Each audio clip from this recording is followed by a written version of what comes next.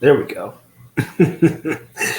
So, Big Boy Sports is here, obviously. We got some indoor football to talk about today. I'm in a little bit of a different area because of some internet issues, but that's all right. Gonna rock and roll with this as best as we can tonight.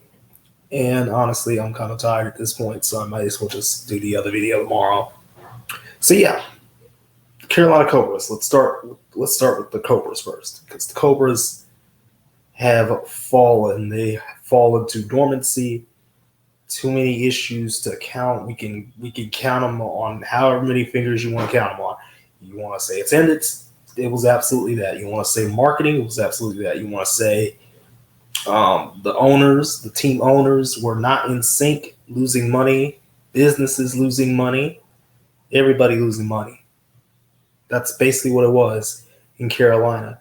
And that's what happened to the Cobras. The Cobras are going to shut down. Um, no word on if any games will be replaced. We already know that one game will not be replaced. At least a couple of games will not be replaced. There was like one more Carolina home game. The Carolina game that was supposed to be, the game with Columbus this week, that is not happening. Columbus, instead of traveling to Omaha like a real league would do, instead Columbus is just going to take another week off. So it's kind of annoying to know that Columbus is going to take a week off and not.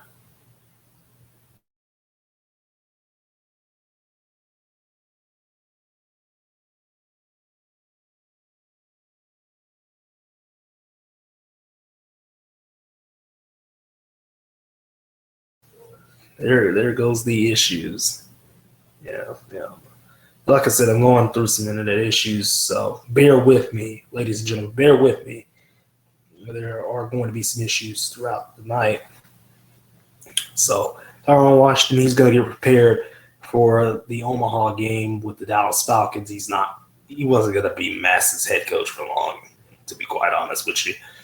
Wasn't going to be there that long. Brianna Reinhardt, she steps down from Eau Claire. Eau Claire puts out a statement where it's like they were trying to say, hey, this wasn't what happened. No, she stepped down on her own accord. Tracy Curtis, first ever female head coach. Danbury hires her, you know, and that's going to be intriguing to see, how that, goes down and everything like that. And again, the bigger picture type thing in Corpus Christi, Texas. Darius Prince, Dwayne Hollis, so many other guys gone from Corpus, either released, suspended by the team. It's just a bad look. Players have not been played in multiple weeks down in Corpus, which is very concerning. And the AF1 can release as many statements as they want to, but the writing is on the wall. Corpus is probably not going to make it. It's either you take control of the team now, you let them limp to the end of the season, or you just let it die right now. And honestly, if it isn't the option of letting Corpus Christi go now, which crazy how the NAL twice in the past 5 years made the correct decision on a team. Remember Louisville? Remember the Louisville Extreme, guys? Louisville Extreme was supposed to be in the NAL. They got kicked out. IFL said, we'll take you. And then 5 weeks in, boom, dead. Same thing here. The NAL was like, we'll add you Corpus, but you gotta do your thing. You gotta be, on timing. And, Corpus is like, oh well, what about scheduling and stuff like that? But at the same time, and it was like, nah, y'all are not fulfilling obligations. And you know what? We all clowned the NAL at the time, but let's just keep it real. Corpus Christi has never been really an area where it's like you're going to get that support. You're not going to get that support out there in Corpus. You're just not. And the fan support out there has shown that the support is not there. Definitely less than 1K at pretty much every game in Corpus this year. It's just not a good look. It's terrible. And to see basically two teams kind of, one's already dead and the other is on its way to death's door, things are getting weird. It got so bad that replacement players were used in a game against Albany. And Albany put up 100 points. Castronova, he was only out for like 3 plays. It's rough out here. It's rough to look at. The AF1 is now going to have to, have something. You're going to have something there that makes things, look easy peasy and lemon squeezy. And it's just not easy peasy and lemon squeezy. It's just not. And, we're gonna be at the crossroads here soon. The AF1 can deflect and do whatever they need to do to try to mend the situation, but the situation is not mended. It's looking pretty bad. So again, the AF1 has to do something very, very quickly. Carolina Cobra situation, it was bad. It's over. We don't have to worry about Carolina anymore. Dormancy, remember, dormancy in this industry means you're dead. You're dead. So let's talk about the IFL real quick. Vegas won, Quad City won, Green Bay won, San Diego won. Arizona put the brakes. Actually, no, they beat the brakes off of Nats. We're having serious discussions of are the Nats Wranglers worse than some AF1 teams? Are they worse than some NAL teams? It's bad. It's really, really bad. It's so bad. It's just like, I don't get it at this point. Iowa looking real interesting.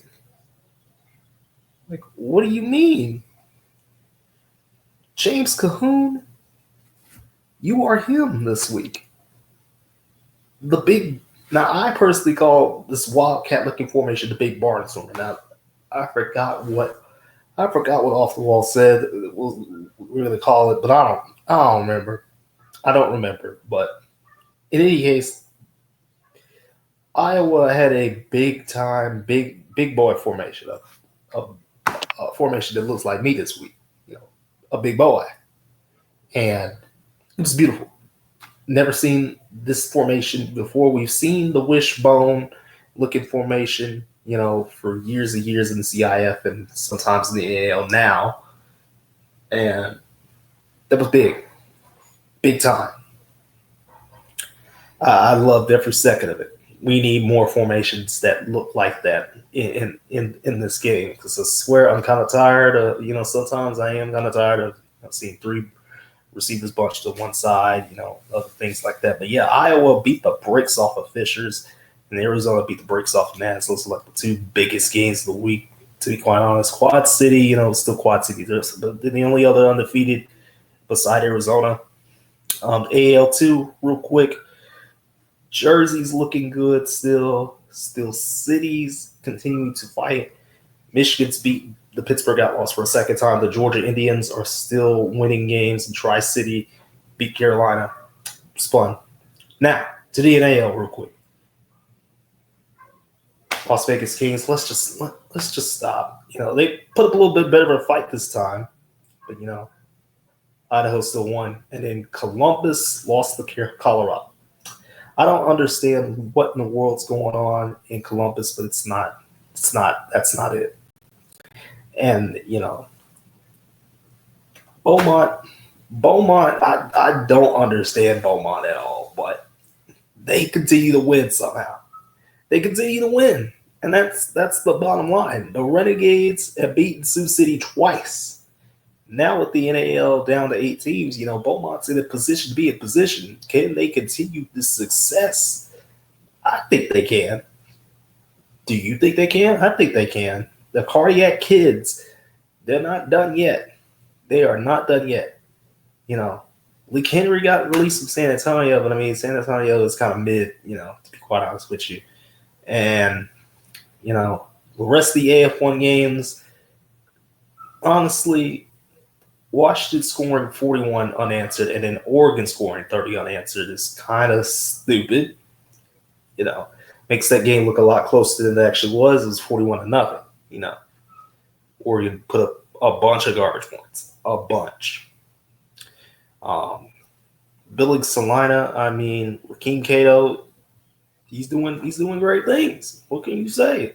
Salina with a couple of big victories in a row, and in Nashville, very good. Another victory against Southwest Kansas. And again, we'll see if the AF excuse me. We'll see if the AF1, continues to make adjustments. We'll see as far as the schedule goes if things get to that point. Again, Corpus doesn't have any. I don't think they have any home games left. I think they have one, but I don't think they have any others. And then the NAL right now, the NAL's already said no, they're not doing that. Based off of what we've seen already by keeping the Dallas Falcons on the schedule.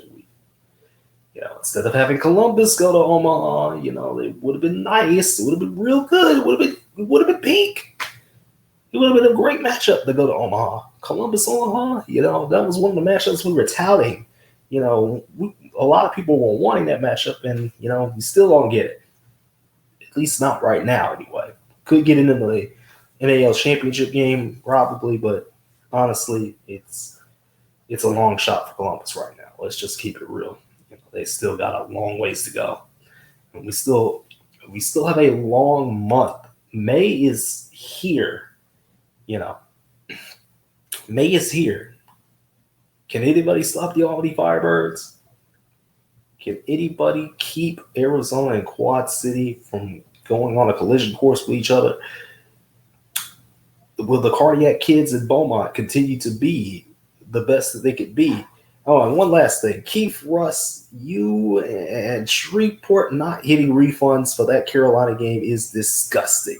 No, that's just disgusting. I don't care, man. I really don't. It's terrible work. I'm out.